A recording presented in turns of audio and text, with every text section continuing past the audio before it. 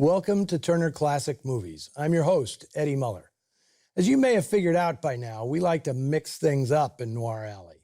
The menu is all noir, or close to it, but we try to bring you different derivations of darkness and despair. Top-flight A pictures with big-name stars, foreign language noirs, and obscure B noirs that have escaped attention over the years. Today, we have a rarity from late in the noir movement. Hellbound, independently produced in 1957. This one is definitely a B. It may even come from somewhere deeper down the alphabet. Hellbound was a production of Bel Air Pictures, formed in the early 50s by a pair of industry veterans, producers Howard W. Koch and Aubrey Schenck. They shepherded a lot of B movies in every genre: crime, western, jungle sagas, all made on Spartan budgets and all distributed through a deal with United Artists. Whatever kind of picture they made, the blueprint was the same: make it cheap and fold a few lurid twists into the formula. Hellbound is a prime example. It's a bare-bones heist picture, but writers Arthur Orloff and Richard Landau have a few tricks up their sleeves. For starters, they've plotted no simple bank job, but the theft of war surplus narcotics from a cargo ship, a complex scheme that involves everything from junkies adrift at sea to induced insulin shock to femme fatales posing as Florence Nightingales. Orloff and Landau had written dozens of B features by this point. Now, Landau, who did the final draft, had started in the business as a story writer, working on a few big projects like 1945's Back to Bataan. But his comfort zone was in the B trenches, writing things like Wild Weed, Hot Cars, and Blonde Bait.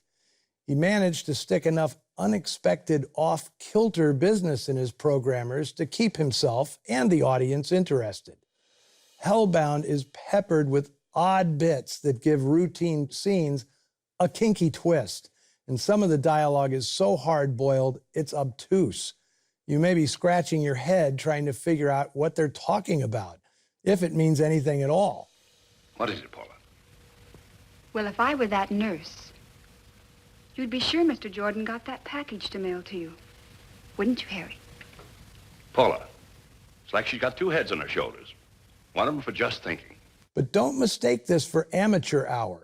There are seasoned pros in the cast and crew that keep Hellbound a few steps up from the bargain basement. Director of photography Carl Guthrie had worked at Warner Brothers, where he shot visually exciting crime pictures like Caged, Storm Warning, and Highway 301. He became a freelancer in the late 50s, shooting stuff like Bop Girl Goes Calypso, Death in Small Doses, and House on Haunted Hill. Like Richard Landau, Guthrie had fun with this one, whether he's making a beating in a threadbare office into a film noir set piece or vividly capturing unusual locations around Los Angeles, especially during the picture's exciting climax. The mastermind of the caper is played by John Russell, a Marine war hero turned actor who was a prominent supporting player in the 50s, mostly in westerns and crime pictures. Russell played his share of sneering villains, but here he goes the extra mile, turning in his nastiest performance.